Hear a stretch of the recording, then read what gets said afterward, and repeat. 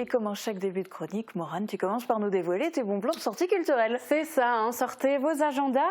Alors samedi, le festival Lire en Fête du département s'invite dans les médiathèques de l'arrondissement. À Bitche, venez découvrir le spectacle Maté Nature de Guylaine Cosseron et Birgit von Keller. C'est du théâtre musical sur le thème de la nature, plongé dans un monde imaginaire. C'est à 10h30 à la médiathèque Joseph Scheffer. Et attention, les places sont limitées, alors pensez à réserver en amont. Du côté de Sarreguemines, c'est un atelier parents-enfants qui est au programme. Ça s'appelle Jardins musicaux. Dans ce jardin, les enfants pourront explorer et cultiver les sons, la voix, les instruments, les chants, appréhender leur corps comme un instrument de musique à part entière. 2 séances sont prévues, 9h30 pour les enfants de 3 mois à 3 ans et 10h30 pour les enfants de 3 à 6 ans. Là encore, pensez à réserver vos places auprès de la médiathèque. 40 ans, ça se fête. L'école de musique du Pays de Bitche vous invite à son anniversaire samedi à l'espace René Cassin de Bitche pour un concert exceptionnel. En première partie, les élèves et leurs professeurs vous montreront leur talent avant de laisser la scène au groupe SM Brass, 10 musiciens déjantés, originaires de la vallée de la Bruche. Le spectacle démarre à 20h, mais les portes seront ouvertes un peu plus tôt. Tarif 5 € et c'est gratuit pour les moins de 18 ans, alors profitez-en. Du côté de la vallée des Mésanges, The Stranglers monteront sur la scène de la Boîte Noire. Formés en 1974, les provocateurs Stranglers présenteront leur nouvel album Dark Matters aux sonorités rock. Alors pour rappel, le groupe britannique emblématique comptabilise 24 singles et 18 albums classés au top 40. La première partie sera assurée par Brother Junior. Tarif en prévente 29 € et ouverture des portes de la Halverrière à 20h. Et enfin, dimanche, la saison culturelle de Sarreguemines se poursuit avec Jonathan Fournel et l'Orchestre national de Metz. Ensemble, ils vous proposent le concerto pour piano numéro 1 de Frédéric Chopin, qui sera suivi des Métamorphoses de Richard Strauss et de Festklänge, poème symphonique numéro 7 de Franz Liszt. Les billets sont disponibles en ligne sur le site internet de la ville. Et si ça vous intéresse, eh bien dépêchez-vous parce qu'il ne reste plus beaucoup de place. Et voilà pour les bons plans de sortie, Julia. Merci Morane. Et puis aujourd'hui, tu nous as promis de nous parler de lecture. Absolument. Alors on est en plein dans le festival Lire en Fête, organisé par le département de la Moselle. C'est un festival dont font partie les bibliothèques du réseau de la lecture publique qui propose chaque année des animations autour de la lecture. Et puis tu en avais déjà parlé dans une précédente chronique et donc le thème c'est autour de l'arbre. C'est ça, mais on ne va pas vraiment s'attarder là-dessus aujourd'hui. En fait, je me suis intéressée à la place de la lecture dans la vie des Français. En 2021, le CNL, le Centre national du livre, a publié une étude, le baromètre Les Français et la lecture. Un constat, le lectorat est en baisse. Concrètement, qu'est-ce que ça veut dire? Alors en fait, ça veut dire que les Français lisent moins. On peut en partie expliquer ce phénomène lié à la crise sanitaire. Les différents confinements et les bibliothèques et librairies qui avaient fermé leurs portes durant plusieurs mois sont des facteurs de cette diminution. Mais, tu as raison, il y a un mais, c'est pas parce que les Français lisent moins qu'ils ne lisent plus. En 2020, 86% des Français affirment avoir lu au moins un livre ou plus. C'est quand même pas mal, même si c'est moins qu'en 2019. Mais là, et avec tous ces chiffres, tu parles des Français en général. Qu'en est-il des jeunes? Est-ce qu'ils lisent encore? Eh bien oui, Julia, le CNL a publié une autre étude l'année dernière. Les pratiques, leviers et freins à la lecture chez les jeunes de 7 à 25 ans. Eh bien, selon cette étude, 76% des jeunes lisent pour l'école ou le travail et 81% d'entre eux lisent pour le plaisir. Et qu'est-ce qu'ils lisent ces jeunes? Alors, il y a 2 catégories. Chez les 7-19 ans, ce sont les bandes dessinées qui arrivent en tête du podium. Et chez les 20-25 ans, eh bien, ce sont les romans suivis de très près par les mangas. Mais à noter tout de même que la lecture loisir se perd chez certains jeunes au moment du passage à l'adolescence. On note chez les filles une baisse de 12% et chez les garçons une baisse de 21%. Et à noter également que 16% des 7-25 ans avouent ne pas trop aimer lire ou carrément détester cette pratique. Les écrans prennent le dessus? Alors oui et non, évidemment les écrans et Internet sont un facteur et en moyenne on passe 3h50 par jour devant un écran et 2h50 sur Internet comparé à seulement 3h14 de lecture par semaine. Même si les jeunes lisent moins, une fois de plus ils lisent toujours et ce temps d'écran que je viens d'évoquer peut par exemple représenter un temps de lecture numérique. Les livres dématérialisés sont en plein essor depuis plusieurs années, 40% des jeunes ont déjà lu un livre numérique et parmi ces jeunes, 55% l'ont lu sur smartphone. Ça prouve que les pratiques évoluent. Et oui, les pratiques évoluent. Alors, tu le disais, dans ton analyse des chiffres, il y a une baisse au niveau de l'adolescence en particulier. Comment on peut y pallier ? Alors, eh bien, en 2021, la lecture a été déclarée grande cause nationale par le gouvernement, ce qui a donné en fait une impulsion significative au développement de la lecture.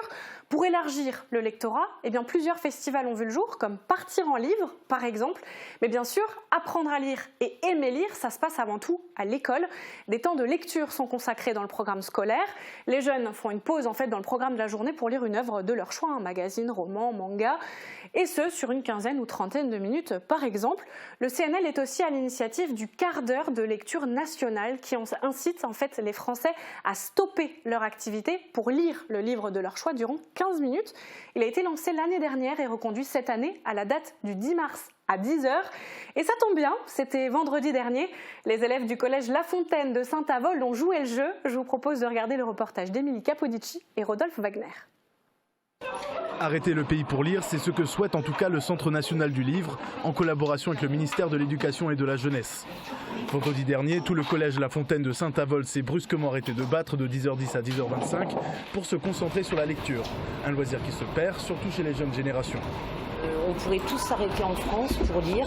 Et donc, nous, en éducation nationale, on a saisi aussi l'occasion de le faire parce que c'est notre travail aussi de faire lire les élèves en dehors du cadre scolaire. Ça serait parfait.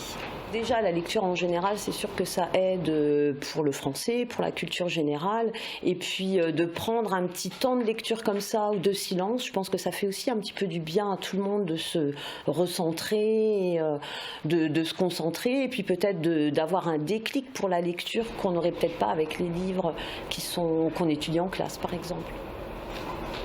Je pense que c'est une très bonne initiative parce que ça permet de lire. Puis ça change de ce qu'on fait d'habitude en classe et comme ma professeure vient de le dire, ça fait du bien de ne pas tout de suite commencer avec un cours. Mais ça peut aussi être bien pour certains élèves qui n'ont pas l'initiative d'eux-mêmes de lire chez eux.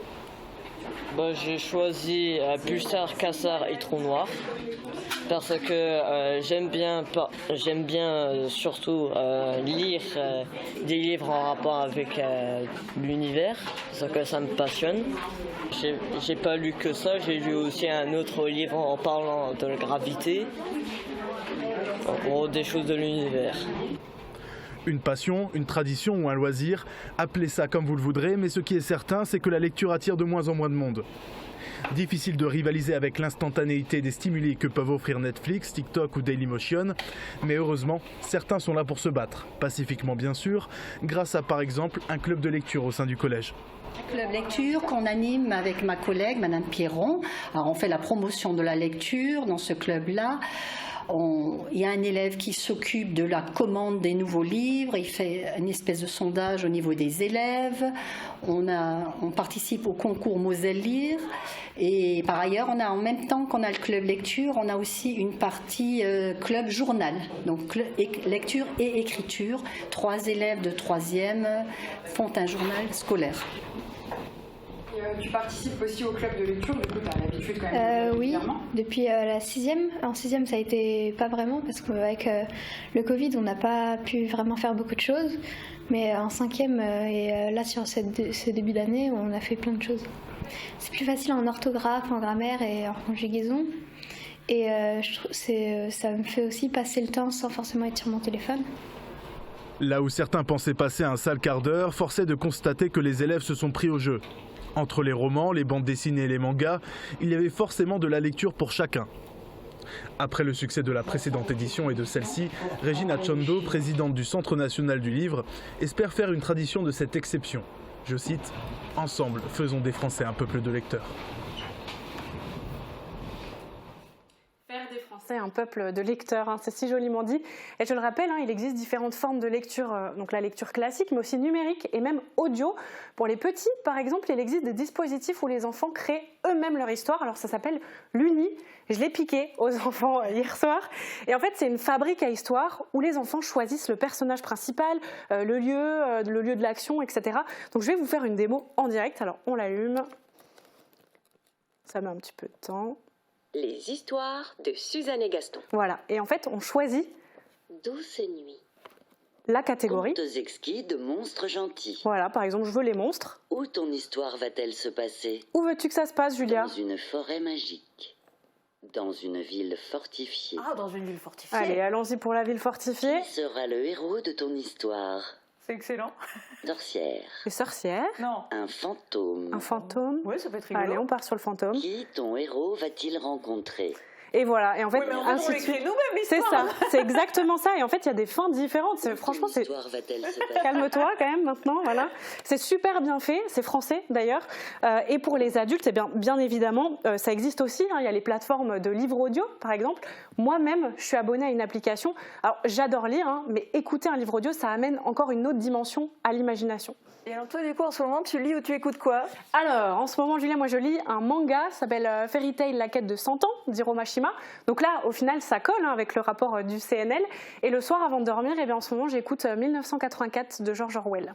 Et toi? Ok. Qu'est-ce que tu lis? Un millionnaire à Lisbonne, de Dos Santos. Mais moi, j'aime beaucoup les romans historiques. Bon, j'aime aussi les polars, on se refait pas.